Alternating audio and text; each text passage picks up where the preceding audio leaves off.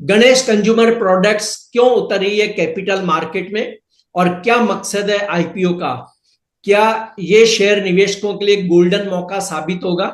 Ganesh consumer products अपना IPO ला रही है और बाजार में इसको लेके जबरदस्त चर्चा है।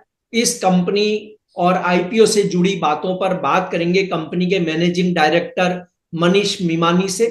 मनीष जी, बात करेंगे आखिर क्यों ला रही है कंपनी आईपीओ, जुटाई गई राशि का इस्तेमाल कहां होगा और कंपनी की ग्रोथ स्टोरी और भविष्य की योजनाएं और निवेशकों के लिए क्या बड़े हैं अवसर और चुनौतियां।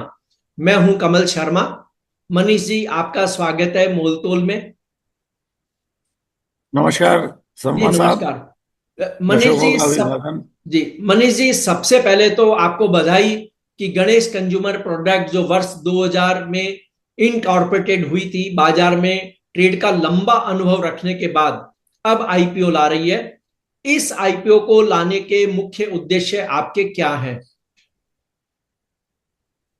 इस आईपीओ को लाने का मुख्य उद्देश्य कंपनी प्राइमरी प्रोसीड्स जो रिसीव करेगी उसके द्वारा एक नई मैन्युफैक्चरिंग फैसिलिटी वेस्ट बंगाल में स्थापित करना चाहती है, जो जो कंपनी के लिए बैकवर्ड इंटीग्रेशन रहेगा। और कुछ अमाउंट जनरल कॉर्पोरेट पर्पसेस में इन्वेस्ट कंपनी करेगी और प्राइमरी प्रोसीड्स को छोड़ करके मोतीलाल प्राइवेट इक्विटी का एक व्हीकल आईबीएफ फंड का ओएफएस इसी आईपीओ के द्वारा होगा और कंपनी के प्रमोटर शेयर होल्डिंग का भी 4% डाइवेस्टमेंट इस आईपीओ के द्वारा होगा। जी, आईपीओ में जो फंडिंग जुटाई जाएगी उसका उपयोग आगे आने वाले समय में आप किन प्रोजेक्ट्स में करेंगे? क्योंकि कंपनी 130 करोड़ रुपए के फ्रेश शेयर जारी करेगी और पब्लिक और ऑफर फॉर सेल में 1.24 करोड़ शेयर हैं। तो क्या इनका प्राइस बैंड तय हो चुका है? और प्राइस बैंड तय हो चुका है तो वो क्या है और कहां कहां आप और निवेश करेंगे, वो जरा हमें बताएं। तो कंपनी का प्राइस बैंड तय हो चुका है। 306 से लेके 322 के बीच का प्राइस बैंड है। जो भी प्राइमरी प्रोसीड्स कंपनी रिसीव करेगी उसके द्वारा कंपनी नया, एक जैसा मैंने आपको बताया, एक नई मैन्युफैक्चरिंग यूनिट फैसिलिटी कंपनी का बैठाने का प्लान है वेस्ट बंगाल में, जो कंपनी के लिए बैकवर्ड इंटीग्रेशन रहेगा। सेकंड, जो आउटस्टैंडिंग वर्किंग कैपिटल का डेट है करीब 60 करोड़ रुपया, वो कंपनी वापस रीपे करेगी। और थर्ड, जनरल कॉर्पोरेट एक्सपेंसेस के में कुछ पैसे का उपयोग करेगी। जी, तो आपने कैपेक्स जो का बताया कि नई ये और भी एक्सपेंशन योजना है, लेकिन वर्तमान में आपकी कंपनी जो है कितनी प्रोडक्शन करती है, क्या फैसिलिटीज है, उस पर जरा बताएं। करेंटली कंपनी की 7 मैन्युफैक्चरिंग फैसिलिटीज है, जिसकी इंस्टॉल्ड कैपेसिटी पर डे की 1300 टन्स है। और ये पोस्ट आईपीओ ये जो प्लांट बैठेगा, इससे कंपनी की कैपेसिटी और बढ़ेगी। और company currently West Bengal, Jharkhand और उड़ीसा में मार्केटिंग और डिस्ट्रीब्यूशन करती है with the brand name Ganesh, जो कि आगे आने वाले समय में बिहार और नॉर्थ ईस्ट में भी कंपनी फॉरे करेगी। जी, मनीष जी, जो गणेश कंज्यूमर प्रोडक्ट्स के बिजनेस मॉडल मार्केट जो वर्तमान में है और मार्केट शेयर कितना है, क्योंकि आप गेहूं आधारित प्रोडक्ट्स में कोर बिजनेस रखते हैं, तो इसके अलावा भी और कोई आप बिजनेस करते हो तो वो भी बताएं। नहीं, company as of now entire packaged consumer staples category में ही है। व्हीट डेरिवेटिव्स और ग्रेन डेरिवेटिव्स लार्जली, या आप powder of other cereals and pulses भी बोल सकते हैं। और जिस कैटेगरी में कंपनी ऑपरेट करती है उस कैटेगरी में कंपनी ईस्टर्न इंडिया में नंबर 1 पोजीशन पे है व्हीट बेस्ड प्रोडक्ट्स पर, जो कि इंक्लूड करता है होल व्हीट आटा, मैदा, सूजी, दलिया। और कंपनी सेकंड नंबर पोजीशन पर है क्रेम बेस्ड डेरिवेटिव्स पर, जो कि इंक्लूड करता है ग्राम फ्लावर और रोस्टेड ग्राम फ्लावर। जिस भी कैटेगरी में कंपनी है, या कंपनी एक नंबर और दो नंबर पोजीशन पे है। जी, तो क्या आप डोमेस्टिक मार्केट के अलावा एक्सपोर्ट से भी जुड़े हुए हैं अभी? करेंटली अभी गवर्नमेंट ऑफ इंडिया के द्वारा एक्सपोर्ट व्हीट डेरिवेटिव्स में बैन है, जो जी लास्ट कपल ऑफ इयर्स से बैन चल रहा है। मूविंग फॉरवर्ड एक्सपोर्ट में भी जाने की योजना है। नहीं, जैसे अभी सरकार ने गेहूं चोकर का ब्रांड का तो एक्सपोर्ट खोला है, तो क्या आप की कंपनी यानी गणेश कंज्यूमर प्रोडक्ट्स उसका लाभ लेना चाहेगी इस समय? कंपनी डायरेक्ट ब्रांड, कंपनी का पूरा focus largely branded package consumer staples के ऊपर में है। ब्रांड कंपनी का एक बाई प्रोडक्ट है, जिसको कंपनी B2B फॉर्मेट के रूप में बेचती है। कंपनी अभी ब्रांड में एक्सपोर्ट नहीं करना चाहेगी। जी, तो और आप आने वाले समय में नए प्रोडक्ट की कैटेगरी या सेगमेंट में लॉन्च करेंगे या एंट्री करेगी कंपनी अब? कंपनी ऑलरेडी जो अपना कोर कैटेगरी है, जो कि जैसा मैंने बताया, जी वीट डेरिवेटिव्स और डेरिवेटिव्स, लास्ट 18 मंथ्स में कंपनी ने स्पाइसेस में भी फॉरे किया है। मूविंग फॉरवर्ड जो कोर कैटेगरी के साथ में कंपनी स्पाइसेस में बड़े रूप से ईस्टर्न इंडिया में, जो कि एक 6,000 करोड़ का मार्केट है पैकेज्ड स्पाइसेस का, में बड़े रूप से आना चाहती है। तो कंपनी मूविंग फॉरवर्ड फ्यूचर में अपने कोर कैटेगरी में, कोर मार्केट में ग्रोथ करना चाहेगी, eastern India as a whole growth करना चाहेगी, और नई कैटेगरी में स्पाइसेस में ग्रोथ करना चाहेगी। सर, अभी तक जो कंपनी का हम अगर देखें 3 साल का पिछला, तो उसमें रेवेन्यू और नेट प्रॉफिट और नेटवर्थ किस तरह की है, उस पर निवेशकों को बताएं। लास्ट 3 साल में आप 24-25 ईयर में अगर आप देखेंगे, तो कंपनी का पैट टोटल में 35.43 करोड़ है, करीब 36 करोड़ रुपया, जो कि कंपनी का रेवेन्यू का 4.17% है। अगर आप ईबिटा की बात करेंगे, तो कंपनी का ईबिटा 73 करोड़ है, जो कि करीब रेवेन्यू का 8.61% होता है। और लास्ट ईयर कंपनी ने 850 करोड़ रेवेन्यू क्लॉक किया है। मूविंग फॉरवर्ड कंपनी अपना पैट मार्जिन्स, ईबिटा मार्जिन्स और रेवेन्यू आगे आने वाले दिनों में तीनों बढ़ाना चाहेगी। जी मनीष जी, जो गणेश कंज्यूमर प्रोडक्ट्स का जो आईपीओ आ रहा है, उसमें एक इन्वेस्टर को क्या खास फायदे हो सकते हैं, क्या क्यों उन्हें निवेश करना चाहिए?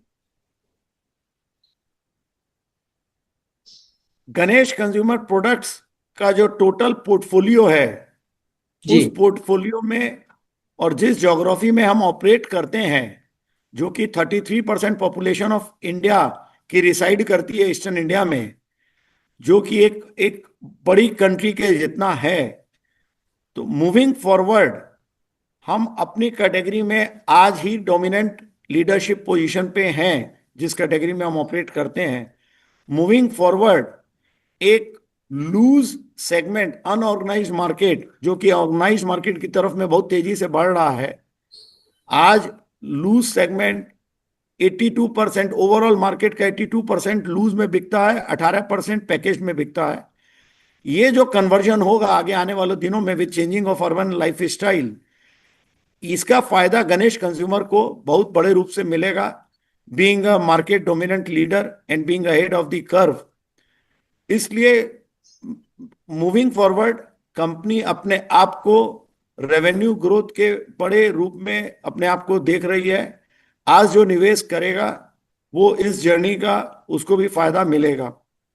जी moving forward, other than core category growth और ज्योग्राफी ग्रोथ, मूविंग फॉरवर्ड और लूज से पैकेज का कन्वर्जन का ग्रोथ कंपनी स्पाइसेस में भी आ चुकी है, उसका भी फायदा कंज्यूमर को मिलेगा। और अगर हम अपने कंपटीशन की बात करें, तो गणेश कंज्यूमर का लार्ज कंपटीटर लूज सेगमेंट है, जो कि 82% लूज में बिकता है, जिसका कन्वर्जन का एडवांटेज गणेश कंज्यूमर को मिलेगा।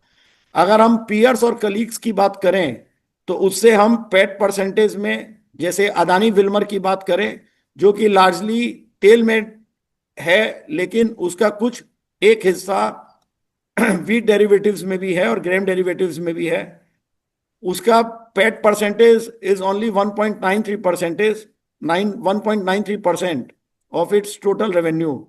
गणेश कंज्यूमर का पेट परसेंटेज करीब 4% है ऑफ टोटल रेवेन्यू। पतंजलि से भी हम पेट परसेंटेज में आगे हैं। पतंजलि 3.83 है, गणेश कंज्यूमर 4% पे है।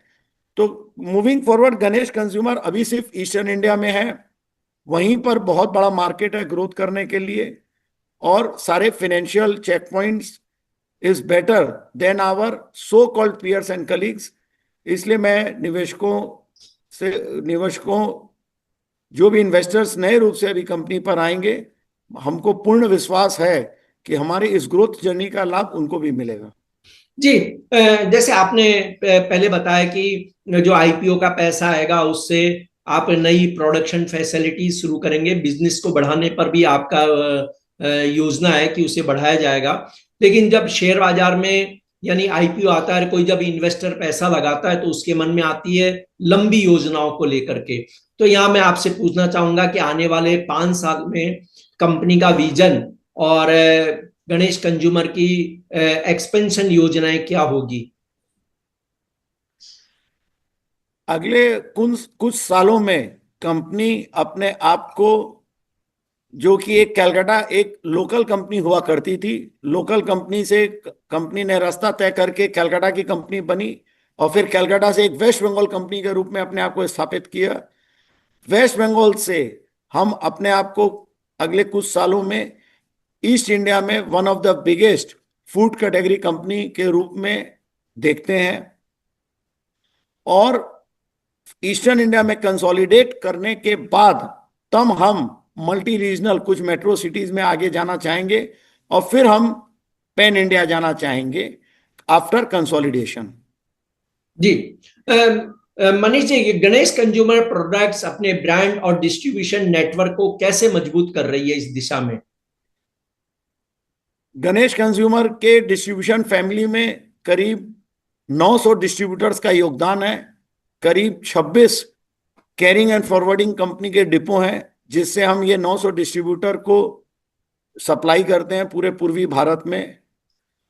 मूविंग फॉरवर्ड हम मल्टी चैनल डिस्ट्रीब्यूशन मॉडल पर अपने आप को ऑपरेट करेंगे और डिस्ट्रीब्यूटर की संख्या और बढ़ाएंगे, जिससे ईस्टर्न इंडिया के कोई रिमोट पार्ट में भी हम अपने आप को अवेलेबल करा सकें। जी, और ये इंडस्ट्री में जो कंपटीशन है उसके बीच आप और गणेश कंज्यूमर प्रोडक्ट्स कैसे अलग साबित करेंगे कंपनी को कि आप अपने कंपटीटर पे भारी पड़ रहे हैं? गणेश कंज्यूमर प्रोडक्ट्स लिमिटेड जिस कैटेगरी में ऑपरेट करता है उसमें सिर्फ होल व्हीट आटा में प्रतिस्पर्धा है आईटीसी आशीर्वाद ब्रांड से, जो कि कंपनी का सिर्फ 31% वैल्यू सेल्स है। इसका मतलब जो बैलेंस का 69% पे जहां पर हम हैं, वो 69% पे हमारी प्रतिस्पर्धा लूज सेगमेंट से ज्यादा है। जो अभी माल लूज में बिकता है, हम उससे वो मार्केट शेयर अपने branded package consumer brand Ganesh में लाना चाहेंगे।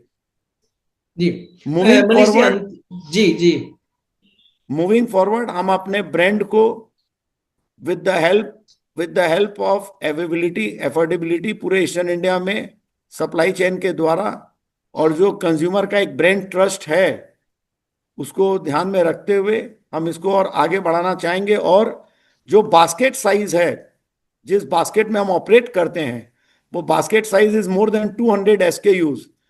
तो हम अपने आप को एक डिफरेंशिएटर मानते हैं अपने कंपटीटर से, पीयर्स और कलीग से।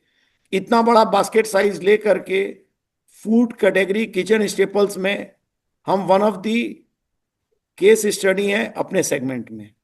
जी मनीष जी, अंतिम सवाल ये कि गणेश कंज्यूमर प्रोडक्ट्स का आईपीओ की आपने प्राइस बैंड तो बताई, लेकिन आईपीओ कब खुल रहा है, कब बंद होगा, और लिस्टिंग किस किस एक्सचेंज में होगी और किस दिन होने की संभावना है?